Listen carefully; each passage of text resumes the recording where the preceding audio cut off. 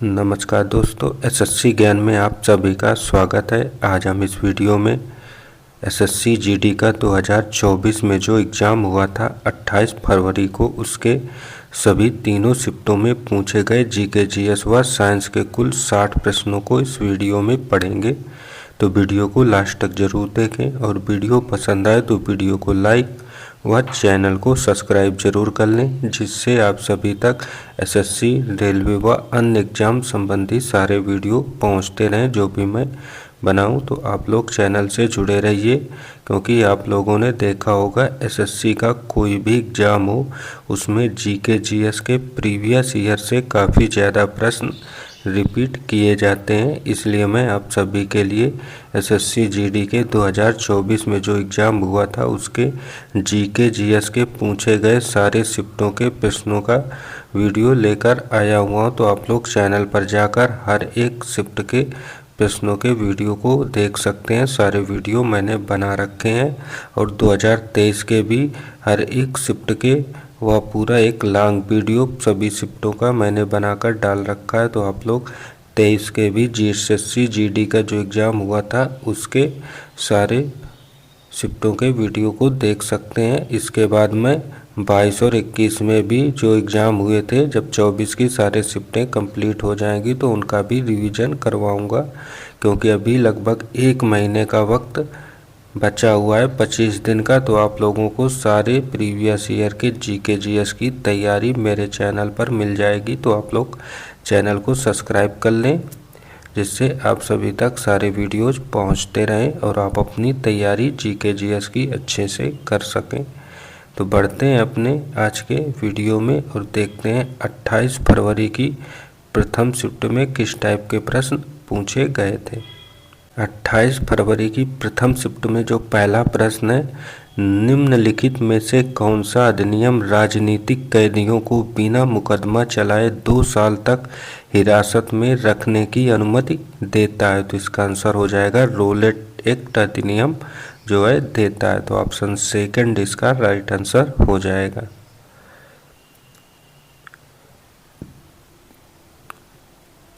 अगला प्रश्न है, किसको भारत के गणतंत्र दिवस समारोह 2023 के लिए मुख्य अतिथि के रूप में आमंत्रित किया गया था, जो इस देश के राष्ट्रपति को यह सम्मान प्राप्त होने का पहला अवसर था? तो आंसर हो जाएगा अब्देल फतेह अल सीसी को किया गया था। तो ऑप्शन सेकंड इसका राइट आंसर हो जाएगा।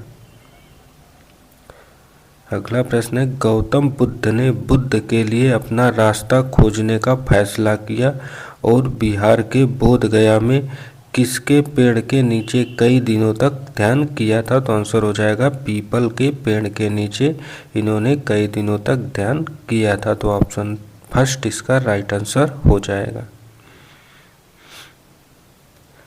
अगला प्रश्न है, न्यूटन के किस नियम के अनुसार प्रकृति में प्रत्येक क्रिया के लिए एक समान और विपरीत प्रक्रिया होती है? तो आंसर हो जाएगा न्यूटन के गति के तीसरे नियम में इसका वर्णन किया गया है। तो ऑप्शन 4 इसका राइट आंसर हो जाएगा।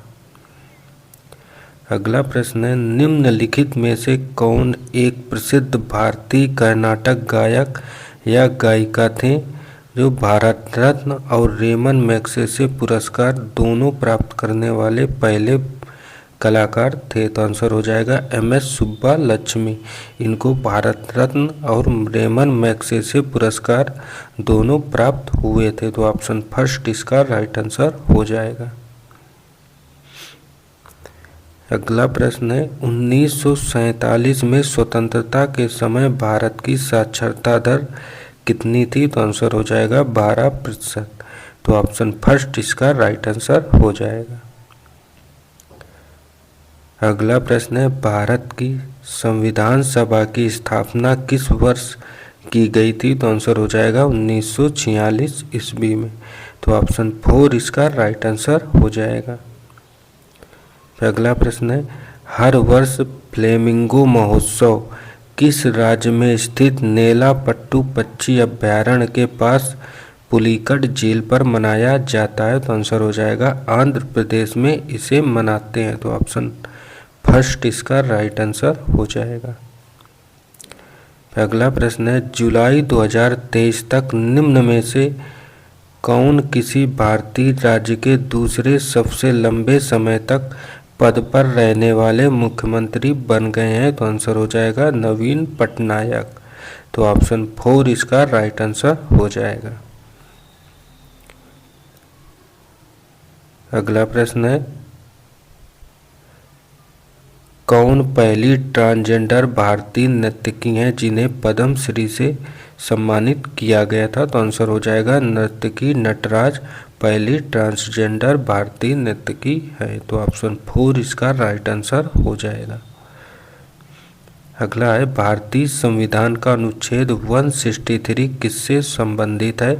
तो इसका आंसर हो जाएगा राज्यपाल को सहायता और सलाह देने के लिए मंत्रिपरिषद का गठन। तो ऑप्शन 3 इसका राइट आंसर हो जाएगा।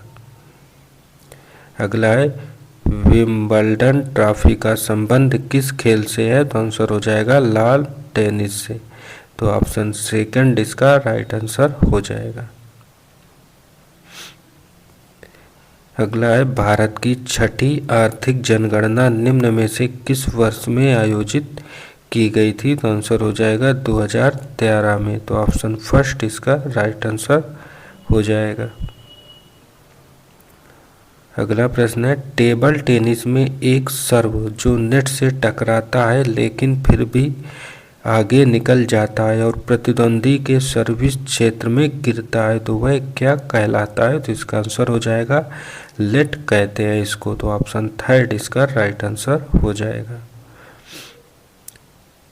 अगला है, होली का वसंत त्योहार किस राज्य में मैतेई जनजाति द्वारा याओ सांग के रूप में मनाया जाता है जो लगभग 6 दिनों तक चलता है? तो आंसर हो जाएगा मणिपुर में इस त्योहार को मनाया जाता है। तो ऑप्शन 1 इसका राइट आंसर हो जाएगा।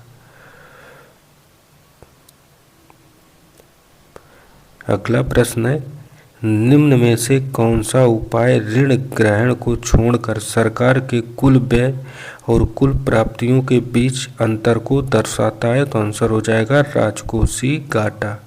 तो ऑप्शन 3 इसका राइट आंसर हो जाएगा। अगला है, भारत में अपेडा का संबंध निम्न में से किससे है? तो आंसर हो जाएगा कृषि से संबंधित है। तो ऑप्शन 2 इसका ऑप्शन 3 इसका राइट आंसर हो जाएगा। अगला प्रश्न, घूमर नृत्य का संबंध किस राज्य से है? तो आंसर हो जाएगा राजस्थान राज्य से। अगला प्रश्न, भारत में हरित क्रांति के प्रभाव के बारे में निम्न कथनों को पढ़ें और सही कथन का पहचान करें। तो पहला कथन है, भारत खाद्यान्न के मामले में आत्मनिर्भर हो गया है और केंद्रीय पूल में भी पर्याप्त भंडार था, यहाँ तक कि एक समय पर भारत खाद्यान्न निर्यात करने की स्थिति में भी था। तो पहला कथन जो है इसका सत्य है। कथन बी, प्रति व्यक्ति खाद्यान्न की निवल उपलब्धता में भी वृद्धि हुई है। तो कथन बी भी सत्य है। तो इसका आंसर हो जाएगा ऑप्शन 3 ए और बी दोनों कथन इसके सत्य हैं। और अगला प्रश्न है, निम्न में से किसने राष्ट्रीय खेल तेज में कुल पदकों में से अधिकतम संख्या में पदक जीते थे? तो आंसर हो जाएगा महाराष्ट्र राज्य ने। तो ऑप्शन 4 इसका राइट आंसर हो जाएगा। तो ये थे प्रथम शिफ्ट में पूछे गए जीके जीएस व साइंस के सभी प्रश्न। अब बढ़ते हैं अपने सेकंड शिफ्ट में पूछे गए जीके जीएस व साइंस के प्रश्नों की ओर। और आप लोगों ने देखा होगा प्रथम शिफ्ट में जो प्रश्न पूछे गए थे उनमें से कुछ टॉपिक ऐसे हैं जो एसएससी द्वारा इस समय कोई भी एग्ज़ाम हो उसमें हर एक एग्ज़ाम में पूछे जाते हैं। तो कम से कम 8 से 10 प्रश्न मैं आप लोगों को इस टाइप के बताता हूं जो हर एक शिफ्टों में वहां से ज़रूर पूछे जाते हैं और आप लोग आसानी से प्राप्त कर सकते हैं। उनमें से सबसे पहले हैं 2 प्रश्न हर एक शिफ्टों में शास्त्रीय नृत्य, लोक नृत्य या अन्य किसी नृत्य से संबंधित हर एक शिफ्ट में पूछे जाते हैं। उसके बाद 1 से 2 प्रश्न जो हैं उसमें यह किस नृत्य से संबंधित है। इस टाइप से राज्य का पूछा जाता है कि यह नृत्य किस राज्य का है। इससे एक प्रश्न तो हर एक शिफ्ट में जरूर पूछते हैं। उसके बाद पुरस्कार से संबंधित एक प्रश्न हर एक शिफ्ट में पूछा जाता है। उसके बाद महोत्सव कि इस कौन सा महोत्सव किस राज्य में मनाते हैं, इससे भी एक प्रश्न हर एक शिफ्ट में पूछा जाता है। उसके बाद पुस्तक से एक प्रश्न हर एक शिफ्ट में आता है कि यह किसकी पुस्तक है, इस टाइप से।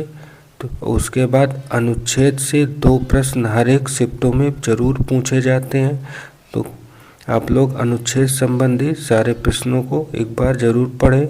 उसके बाद संविधान से 1 से 2 प्रश्न, राष्ट्रपति, संसद, राज्यसभा, लोकसभा, इनमें से किसी से भी पूछ सकता है। तो 2 प्रश्न वहाँ से हर एक शिफ्ट में जरूर पूछता है एसएससी।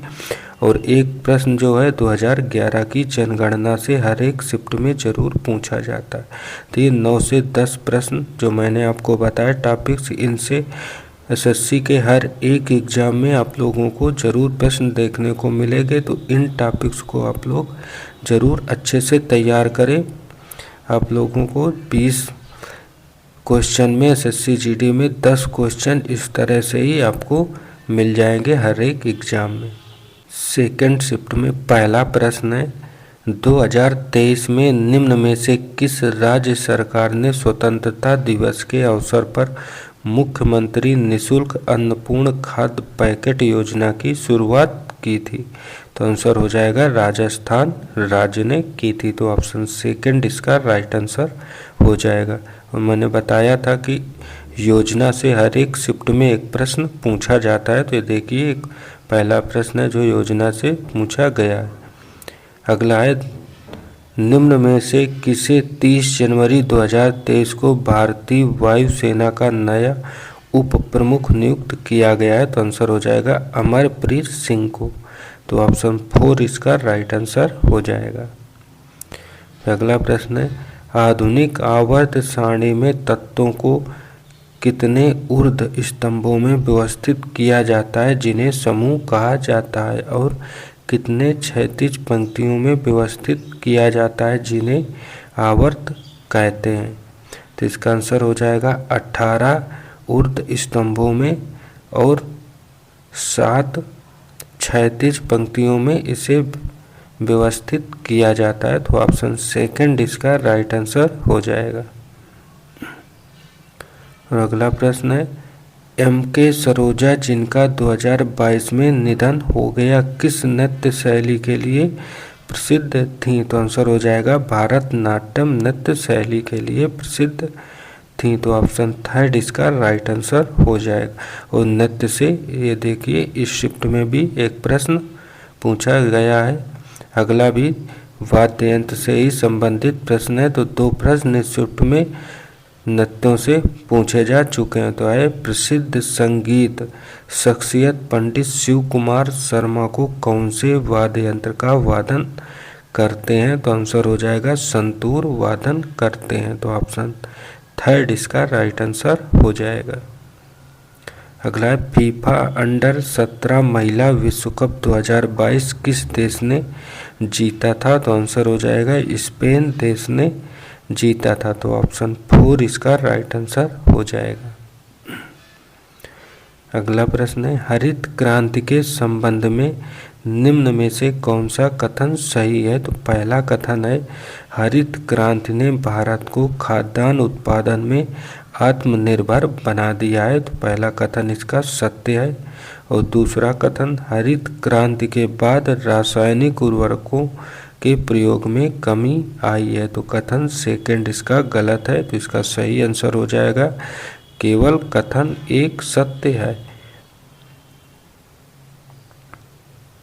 अगला प्रश्न, भारत की 2011 की जनगणना के अनुसार प्रारंभिक बाल्यावस्था 0 से 6 वर्ष का लिंगानुपात क्या है। तो आंसर हो जाएगा 918। तो ऑप्शन 4 इसका राइट आंसर हो जाएगा। और जनगणना से भी ये एक प्रश्न पूछा गया है इस शिफ्ट में। तो जो जो टॉपिक मैंने बताए हैं वो हर एक शिफ्ट में ज़रूर पूछे जाते हैं। तो आप लोग उन टॉपिक्स को ज़रूर पढ़ें। अगला है अशोक के धम्म में भगवान की पूजा या बलिदान का प्रदर्शन क्या है, तो आंसर हो जाएगा शामिल नहीं था। तो ऑप्शन फर्स्ट इसका राइट आंसर हो जाएगा। अगला है निम्नलिखित समाज सुधारकों में किसने आत्मसम्मान आंदोलन शुरू किया था, तो आंसर हो जाएगा पेरियार ने। तो ऑप्शन फर्स्ट इसका राइट आंसर हो जाएगा। अगला है भारतीय संविधान के अनुसार भारत सरकार के कितने अंग हैं, तो आंसर हो जाएगा 3 अंग। तो ऑप्शन थर्ड इसका राइट आंसर हो जाएगा।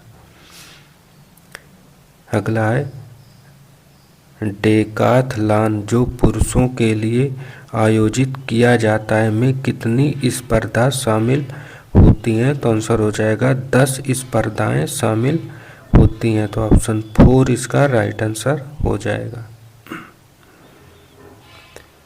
अगला प्रश्न है टिप्पणी नृत्य का संबंध किस राज्य से है, तो आंसर हो जाएगा गुजरात राज्य से। तो ऑप्शन 4 इसका राइट आंसर हो जाएगा। अगला प्रश्न है निम्न में से कौन से वर्ष की जनगणना भारत की 14वीं जनगणना है, तो आंसर हो जाएगा 2001 की जनगणना और 2011 की 15वीं जनगणना थी। अगला प्रश्न है औद्योगिक नीति संकल्प 1956 के अंतर्गत भारत में उद्योगों को कितनी श्रेणियों में वर्गीकृत किया गया है, तो आंसर हो जाएगा 3 श्रेणी में। तो ऑप्शन फर्स्ट इसका राइट आंसर हो जाएगा। अगला है एटीएम बूथ आर्थिक गतिविधि के निम्नलिखित में से किस क्षेत्र के अंतर्गत आते हैं, तो आंसर हो जाएगा तृतीय क्षेत्र के अंतर्गत। तो ऑप्शन फर्स्ट इसका राइट आंसर हो जाएगा। अगला है भारत सरकार ने हाल ही में राजीव गांधी खेल रत्न पुरस्कार का नाम बदलकर किस खेल रत्न पुरस्कार कर दिया है, तो आंसर हो जाएगा मेजर ध्यानचंद खेल रत्न पुरस्कार कर दिया गया है। तो ऑप्शन थर्ड इसका राइट आंसर हो जाएगा। अगला प्रश्न है राष्ट्रीय स्तर पर स्वतंत्रता दिवस दिल्ली के किस स्थान पर मनाया जाता है, तो आंसर हो जाएगा लाल किले पर। तो ऑप्शन फर्स्ट इसका राइट आंसर हो जाएगा। अगला प्रश्न है 2023 में क्रिकेट कंट्रोल बोर्ड ने किसको सीनियर पुरुष क्रिकेट चयन समिति का अध्यक्ष नियुक्त किया है, तो आंसर हो जाएगा अजीत अगरकर को किया है। तो ऑप्शन सेकंड इसका राइट आंसर हो जाएगा। और अगला प्रश्न हरित क्रांति वर्ष 1965 में शुरू हुई और भारत की किस पंचवर्षीय योजना वर्ष 1961 से 66 के बीच थी, तो आंसर हो जाएगा तीसरी पंचवर्षीय योजना के बीच थी। तो ऑप्शन सेकंड इसका राइट आंसर हो जाएगा। तो ये थे सेकंड शिफ्ट में पूछे गए सभी प्रश्न। अब बढ़ते हैं अपनी थर्ड शिफ्ट में पूछे गए जीके जीएस व साइंस के प्रश्नों की ओर। थर्ड शिफ्ट में पहला प्रश्न है 1 फरवरी 2021 को पेश किए गए केंद्रीय बजट 2021-22 में भारत की वित्त मंत्री ने कितने प्रमुख क्षेत्रों के लिए उत्पादन से जुड़ी प्रोत्साहन योजनाओं के लिए 1.97 लाख करोड़ रुपए के परिव्यय की घोषणा की थी, तो आंसर हो जाएगा 13 प्रमुख क्षेत्रों के लिए। तो ऑप्शन सेकंड इसका राइट आंसर हो जाएगा। फिर अगला है शतरंज में अंकों के संदर्भ में किस मोहरे का मूल्य सबसे कम होता है, तो आंसर हो जाएगा राजा का। तो ऑप्शन 4 इसका राइट आंसर हो जाएगा। अगला है AFG चैलेंज कप का संबंध किस खेल से है, तो आंसर हो जाएगा फुटबॉल खेल से। तो ऑप्शन थर्ड इसका राइट आंसर हो जाएगा। और फुटबॉल में जो प्लेयर खेलते हैं वो 11-11 प्लेयर दोनों टीमों में खेलते हैं, और हॉकी में भी 11 प्लेयर रहते हैं, और क्रिकेट में भी 11 प्लेयर खेलते हैं, और टेनिस में 2 प्लेयर खेलते हैं। अगला है नंदिनी कृषक समृद्धि योजना 2023 किससे संबंधित है? तो आंसर हो जाएगा दूध से संबंधित है यह योजना। तो ऑप्शन 4 इसका राइट आंसर हो जाएगा। अगला प्रश्न है, अगस्त 23 में किस भारतीय क्रिकेटर को भारत पेट्रोलियम कॉर्पोरेशन लिमिटेड का ब्रांड एम्बेसडर घोषित किया गया है? तो आंसर हो जाएगा राहुल द्रविड़ को। तो ऑप्शन सेकंड इसका राइट आंसर हो जाएगा। अगला प्रश्न है, निम्न में से कौन सा कलाकार मणिपुरी नृत्य शैली के लिए एक विशेषज्ञ है? तो आंसर हो जाएगा राजकुमार सिंहजीत सिंह। तो ऑप्शन थर्ड इसका राइट आंसर हो जाएगा। और थर्ड शिफ्ट में भी ये पहला प्रश्न जो पूछा जा चुका है जो नृत्य से है, तो हर एक शिफ्ट में नृत्य से और त्यौहार से, जनसंख्या से, पुस्तक से कुछ टॉपिक हैं जो हर एक शिफ्ट में 5-6 टॉपिक से लगभग 9-10 प्रश्न हर एक शिफ्टों में कॉमन पूछे जा रहे हैं। तो आप लोग इन शिफ्टों को जरूर तैयार करें। अगला है, वैसाखी का त्यौहार भारत के निम्न में किस राज्य में मनाया जाता है? तो आंसर हो जाएगा पंजाब राज्य में। तो ऑप्शन 4 इसका राइट आंसर हो जाएगा। अगला है, निम्न में से किसने मोहन वीणा का आविष्कार किया और उसे लोकप्रिय बनाया था? तो आंसर हो जाएगा पंडित विश्व मोहन भट्ट ने। तो ऑप्शन 4 इसका राइट आंसर हो जाएगा। अगला प्रश्न है, पूंजीगत व्यय के संबंध में निम्न में से कौन सा कथन सही है? तो आंसर हो जाएगा इसका पहला कथन है, पूंजीगत व्यय के परिणाम स्वरूप भौतिक या वित्तीय परिसंपत्तियों का सृजन होता है या वित्तीय देनदारियों में कमी आती है।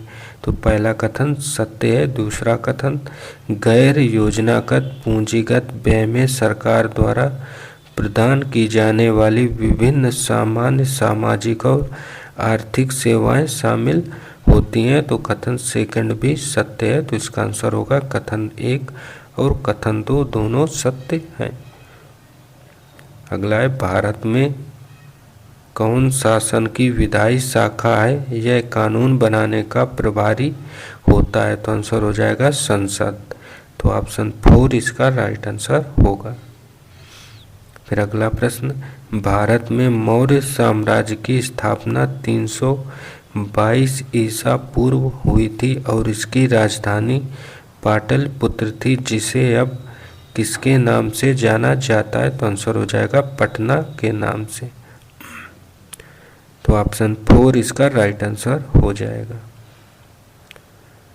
अगला प्रश्न है, 1951 की जनगणना के अनुसार भारत की कुल ग्रामीण साक्षरता दर कितनी है? तो आंसर हो जाएगा 12.1%। तो ऑप्शन सेकंड इसका राइट आंसर हो जाएगा।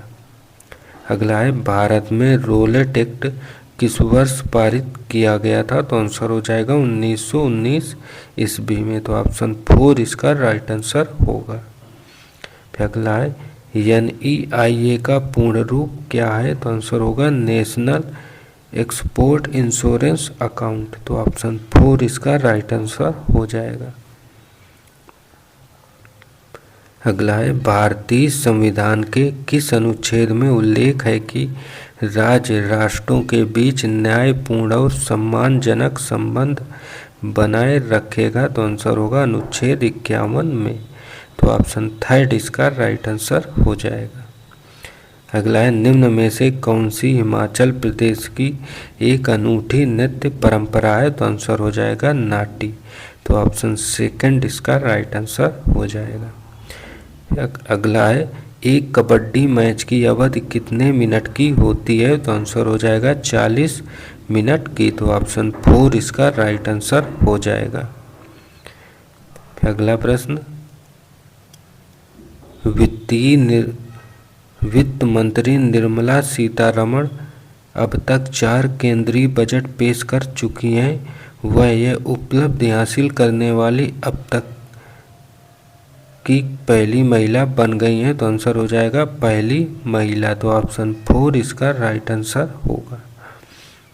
अगला है, जब कोई व्यक्ति काम करता हुआ प्रतीत होता है लेकिन उसका काम उत्पादन में योगदान नहीं दे रहा तो इसे किसके रूप में जाना जाता है? तो आंसर हो जाएगा प्रसन्न बेरोजगारी के रूप में। तो ऑप्शन फर्स्ट इसका राइट आंसर हो जाएगा। तो ये थे सभी तीनों शिफ्टों में पूछे गए जीके जीएस व साइंस के सभी प्रश्न।